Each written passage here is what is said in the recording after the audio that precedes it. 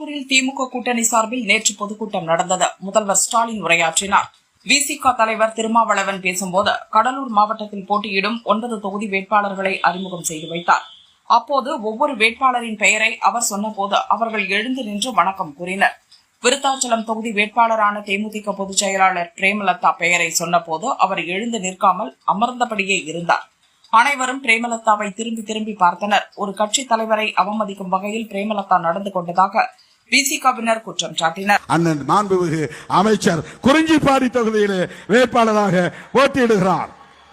நம்முடைய விருத்தாசலம் தொகுதியிலே கேப்டன் அவர்களின் அரசியல் வாரிசாக களத்திலே இன்றைக்கு நம்மோடு கைகோர்த்திருக்கிற பெருமதிப்பிற்குரிய தலைவர், ஒரு பெண் தலைவர், தமிழ்நாட்டிலே ஒரு பெண்மணி இன்றைக்கு மிக துணிச்சலாக இந்த அரசு தொடர வேண்டும் என்று ஊராய் சென்று பிரச்சாரம் செய்து வருகிறார் திருமதி பிரேமலதா விஜயகாந்த் அவர்கள்.